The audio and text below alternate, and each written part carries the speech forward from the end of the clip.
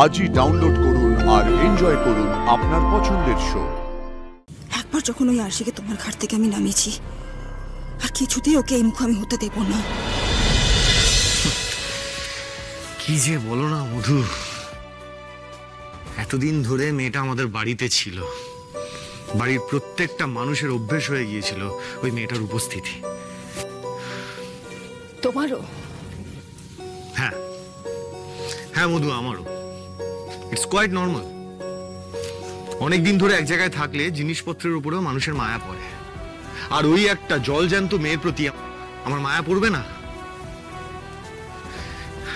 Innocent, প্রাণচঞ্চল একটা মেয়ে।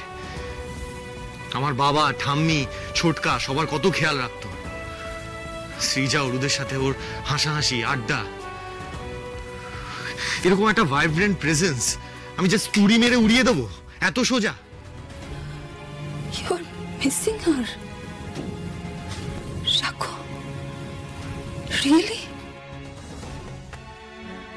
তুমি আরশিকে মিস করছো? তুমি তোমার জীবনে আরশিকে মিস করছো? তুমি তোমার ফ্যামিলিতে আরশিকে মিস করছো?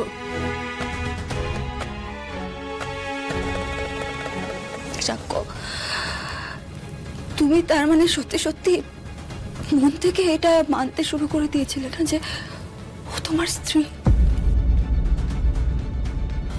শাকো, তার মানে তুমি বিশ্বাস করতে শুরু করে দিয়েছিলে যে ও তোমাকে দেখে রাখবে, ও তোমাকে যত্নে রাখবে, ও তোমার ফ্যামিলিকে যত্নে রাখবে। এই সব এক্সপেকটেশন তোমার মানে তৈরি হয়ে গেছিল না? হোয়াট রাবিশ মধু, একটা জিনিসকে কেন এভাবে কমপ্লিকেট করছো তুমি? একটা মানুষের প্রতি আরেকটা মানুষের ডিপেন্ডেন্সি হতেই পারে, সেজন্য কি স্বামী স্ত্রী হতে হবে? তুমি কি ভুলে গেছো মধু, ও আমার জন্য, ইনফ্যাক্ট আমাদের প্রোডাকশনের জন্য কি কি করেছে? ও না থাকলে মন নিয়ে কাছাকাছি এই সাকসেসটা আমরা চোখেই দেখতে পেতাম না। ইনফ্যাক্ট শুভ পরিণয়ের রিলিজ কি হতো গড নোস। আর তাছাড়া সবচেয়ে বড় কথা, আরশি আমার জীবন, তোমার জীবন, আমাদের দুজনের প্রাণ বাঁচিয়েছে। আরে আমাদের কেরিয়ার, আমাদের প্রাণ, এই সব কিছুর জন্য we should be grateful to her. সেখানে মেয়েটা এত দূরে সরে গেল, সেই ভয়েডটা আমি ফিল করব না? তো ভয়েড ফিল করো না প্লিজ, এত কিছু ফিল করো না। শাকো, ও তোমার জন্য এত কিছু করেছে, তুমি ওর জন্য কম কিছু করোনি। Try to understand.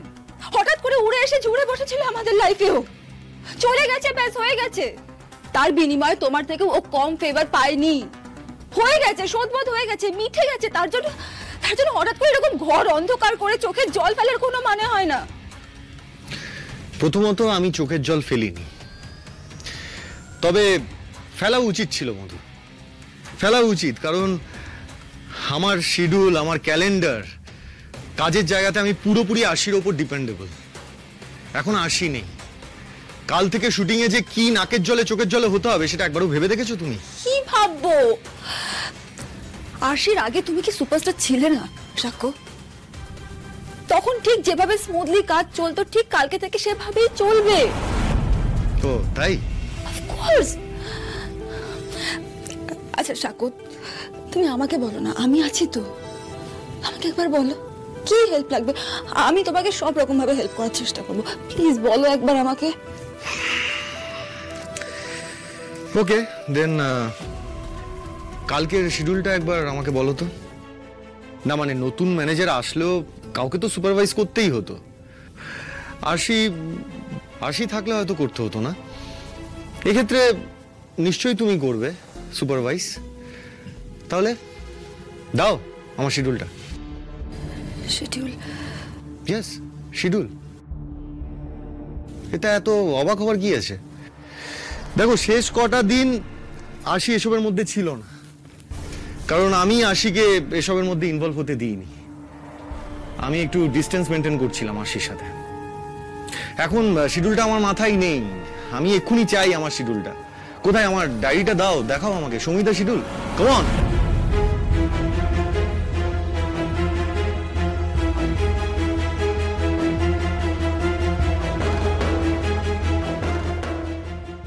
কই পেলে?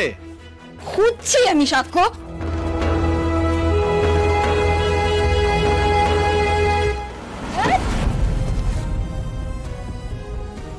দেখলে তো হাসি না থাকলে কি অসুবিধা হয় আমাদের।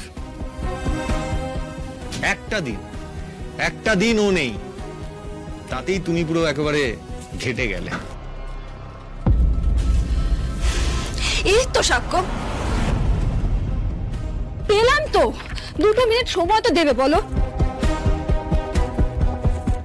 এই তো কাল তোমার গঙ্গানগরে শুটিং আছে, শুভ পরিণয়ের শুটিং, তোমার একার ফ্ল্যাশব্যাক সিন।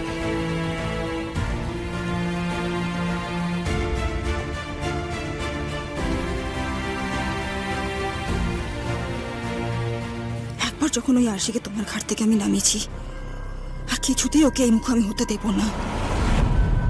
যাই হয়ে যাক না কেন, আমাকে যা করতে হয় আমি করব। এই আলু পেঁয়াজ মানে সবজিগুলো এক এক করে বলে যে আমি লিখে নিচ্ছি।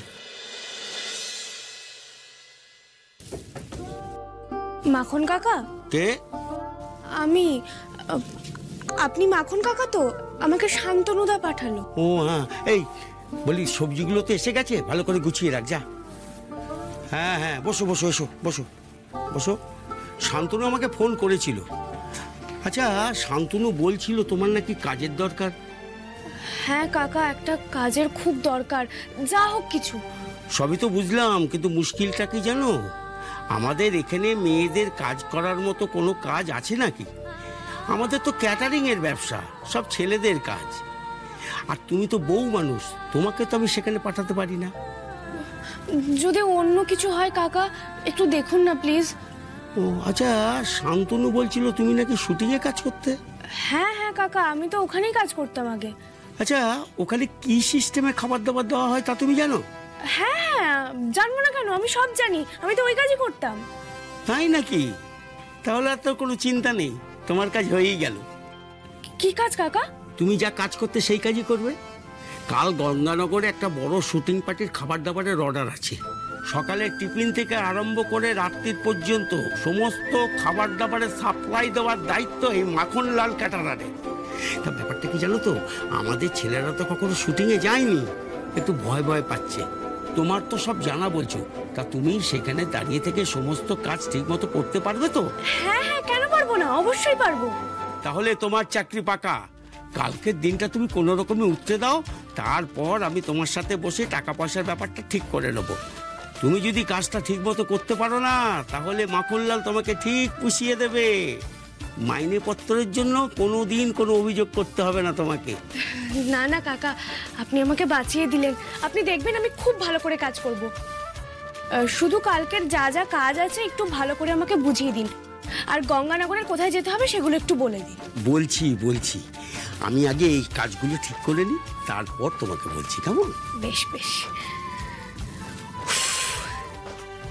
ওহ বজরংবলী, তুমি বাঁচিয়ে দিলে আমাকে। এই কাজটার যে কি দরকার ছিল আমার।